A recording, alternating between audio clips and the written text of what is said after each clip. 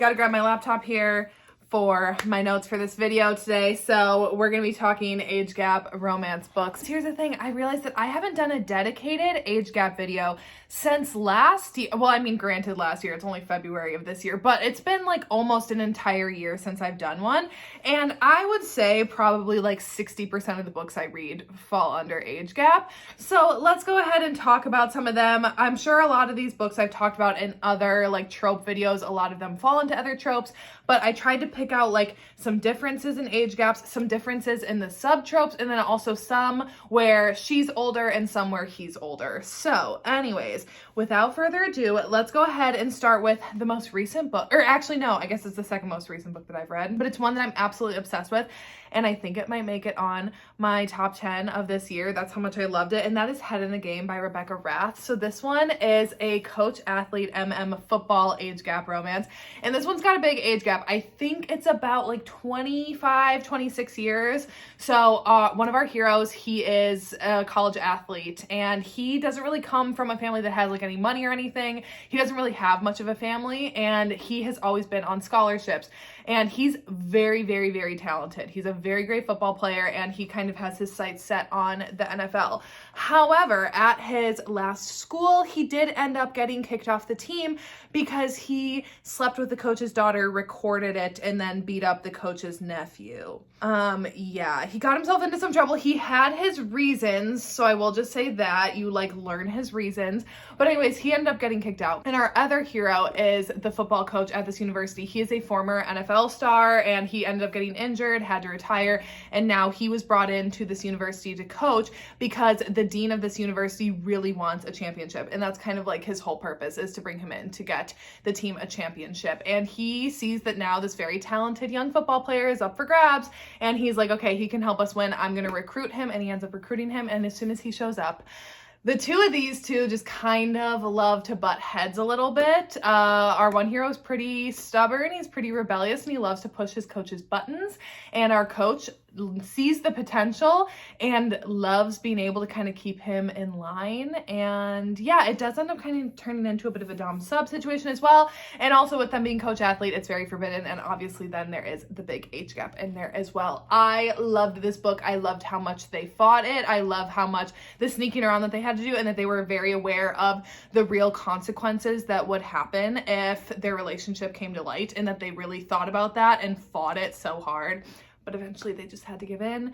Absolutely loved it. And yeah, the age gap in here is great. Like I said, it's a pretty big one. I think the coach is like 48 or something, and our player is like 2021. So next up, we got a dad's best friend romance, and that is Wanting Mr. Kane. This is a forever favorite trilogy of mine. So it's the first book in a 3-book series. It does all follow Candy and Quentin. So this one, Candy is 18, and Quentin, I think he's like late 30s. For some reason, I'm thinking 37. That could be wrong, but it's like late 30s. So again, I think we're at around like a 20-year age gap with this one. So growing up, Candy has always had a crush on her dad's best friend, Mr. Kane, and she's just always kind of been infatuated with him. And then when she finally turns 18 and she's getting ready to go off to college, she's like, you know what? It's finally time that I make my move on Mr. Kane. And she does, and he is like, oh, hold on. You are my best friend's daughter. You are so much younger than me. Like, no, like, we cannot do this. But Candy, she's not gonna let him off the hook with that. She knows what she wants, and she's not afraid to go after it, and it ends up being their romance. Quentin is also involved with some like shady business and stuff that kind of comes into play over the course of this book. And of course, you know, when the dad finds out, he is not going to be very happy about his best friend and his daughter.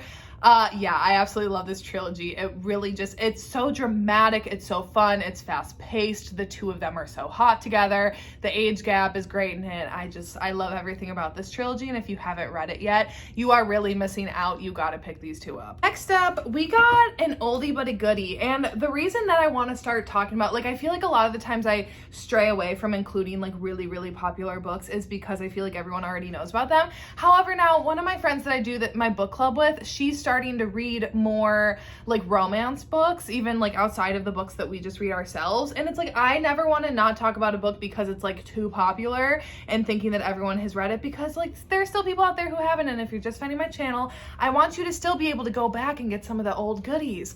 So I'm including Birthday Girl in here. This was my very first ever indie romance that I read, and I have been, I mean, now look where we are 4 years later. So this one follows Jordan and Pike, and it is an ex's dad age gap forced proximity romance. So Jordan, I think, is 19, and I think Pike is like 37 or 38. So it's right around that 20-year age. I guess I have a lot of like 20-year age gaps right now. But so Jordan is dating her more age-appropriate boyfriend, and they're struggling in their relationship in also other ways, and they end up having to move in with his dad, which he has never really had much of a relationship with his dad because his dad had him when he was young, and you know, they just like never really bonded a lot. But the dad ends up agreeing to letting the two of them move in, and when they do move in, Jordan finds herself very attracted to Pike, but obviously she's still with her boyfriend. She's not going to cross that line. But as their relationship kind of crumbles, she's like, maybe I'm with the wrong one in the family. And it does end up being their romance. It is a slow burner because Pike, while he's slowly trying to rebuild this relationship with his son, he is not so like keen to kind of throw away that progress to be with Jordan. But then it does become to the point where he's like, I'm too attracted to Jordan, and like my son messed up, and like I'm not gonna make the same mistakes that he did. So he's like, eventually I'm gonna go for it with Jordan. And he's just very much this like blue collar kind of worker. He just like kind of keeps his head down. He does his business. He's hardworking, and he's kind of like, why can't I have a little, like, why can't I have something good for myself, which would be Jordan. So ends up being their romance. It's so good. This is just forever and always a favorite book of mine. I've actually really been wanting to reread it because I haven't read it since I did all those years ago. And I literally remember waking up early in the morning before work to like read this because I literally like couldn't think about anything else. And it's just so good. Like, some books, they're popular for a reason, and it's because they're just that good, and that is Birthday Girl. Next up, we have Unveil by Elodie Hart. So this one is the third book in the Alchemy series. However, every single book in the Alchemy series is an age gap. This one, I think, is maybe a little more. I think it's maybe like 25 years. And Untethered, the fourth one that I'm currently reading, which I almost included on this list, but I didn't finish it in time to be able to like talk about it on here. That one is like 10 years. So they all have age gaps, and they're all centered around a spicy club, which is super fun. But this one follows Jen and, is it Wolf? His name isn't Wolf. What's his name? Anton.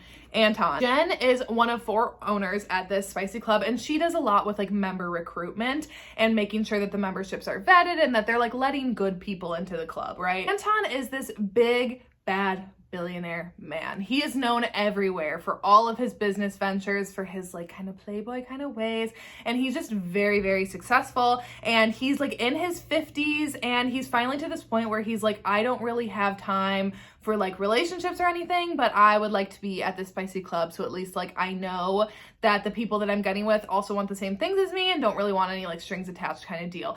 However, when he shows up and he interviews with Jen, he instantly is like, I want her now. And he's a man who just is used to getting what he wants. So then when Jen kind of puts up a bit of a fight and she's like, I'm not gonna get with you, like this is not gonna happen, he's like, oh, did you just issue me a challenge? Well, now I'm gonna come at you like 5 times harder. And Jen wants to be with him. It's not that she's like annoyed by his advances, but she knows that she's like, the second I get involved with him, he is going to ruin me. Like, I will just fall for this man, and like I can't allow that because he's not the one that you like fall for. And he just, you know, he makes his desire known to her, and she does really try to fight it, but eventually she just ends up giving in and ends up being their romance. The thing with the age gap in this one that I like is that they're both older. So Jen's like in her 30s, she's very established in her career. She's just at a good place in her life. And same with Anton, like he's already been married, he has kids, like he's kind of lived a lot of experiences, and now he's truly just at this point where he's kind of done everything he can in business. He's done everything that he's wanted, and now he just kind of wants someone to spend it with, and it ends up being Jen, and I love it.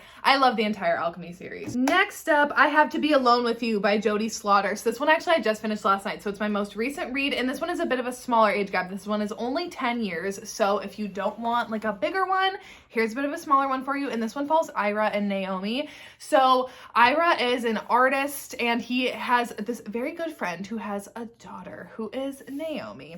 And Naomi, she is at this point right now in her life where she's kind of flailing a little bit. You know, a lot of her friends, she's like in her 30s now, or is she 31, I think? And like her friends, they're all kind of like off getting married, having kids, moving on to that next stage of life. And she's still just trying to like pay her bills, work. She has like a crappy apartment. She's kind of like living that struggling artist life a little bit. And she ends up needing a getaway. So her mom is like, hey, let me call up my friend and you can go and stay at his house in the desert and just like kind of get away from everything a little bit.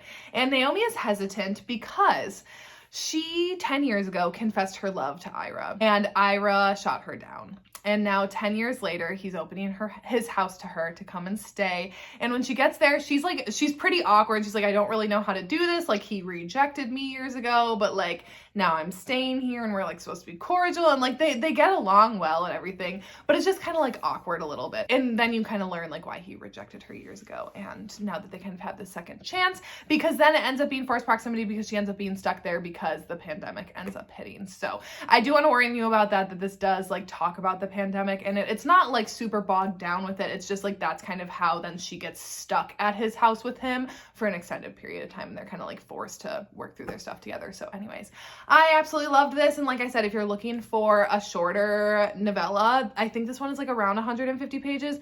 It packs the like emotional punch of it. It packs the heat. It's just all around a really good time. Let's see, what do I have next? I have 1, 2, 3 next. What do I want to do next? You know what? Let me do an older woman, The Pool Boy by Nikki Sloan. So this one is also like a workplace and a best friend's son romance.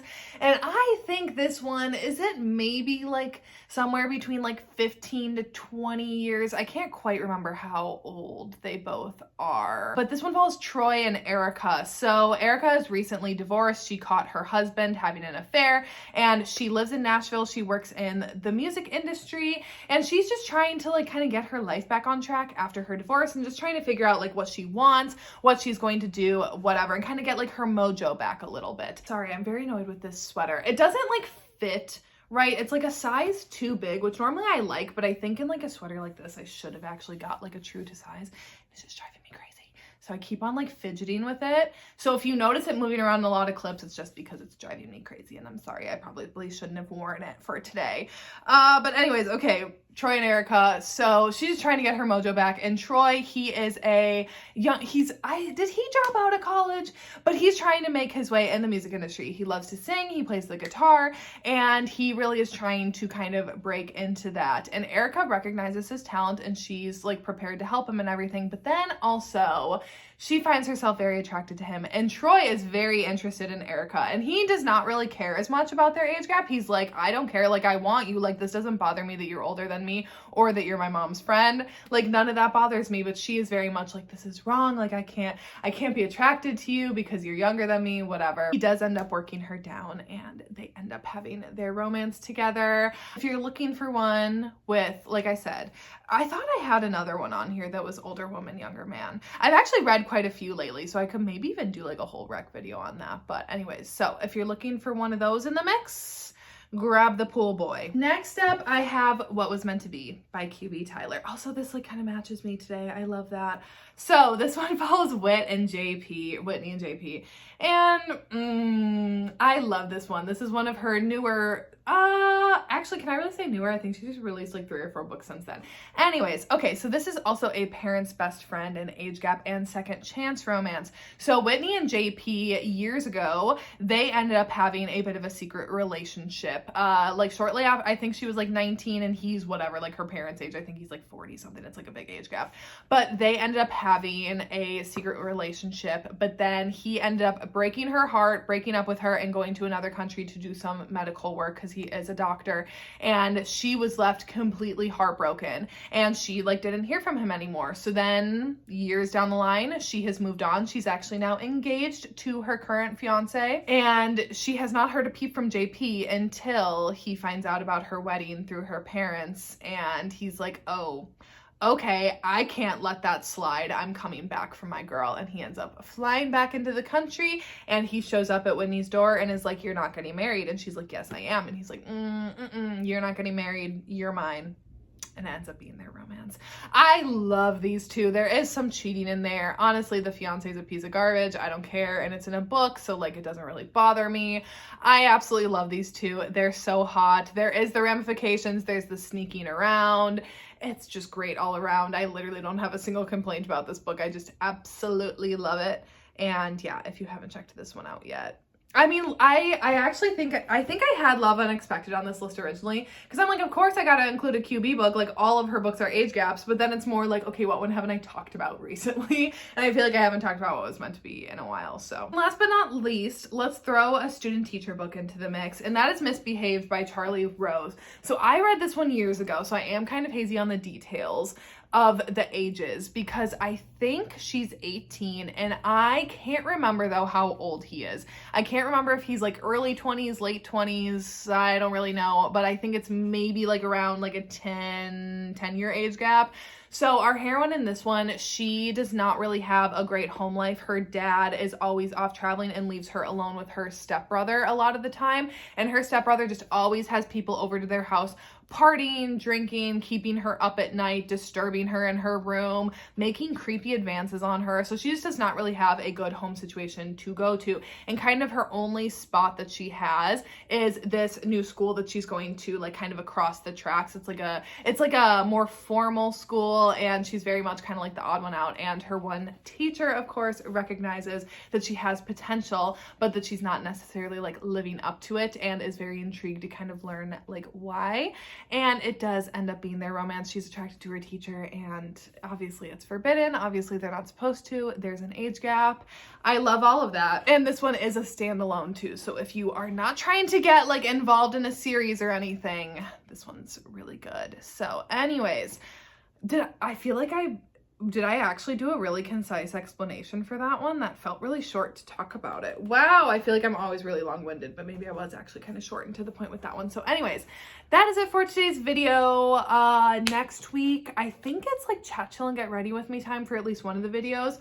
I don't know what else. I don't even know what like the date is at this point. So I don't know. You'll see what videos I have up when you see them. So anyways, that is it for today's video, and I will see you when I see ya.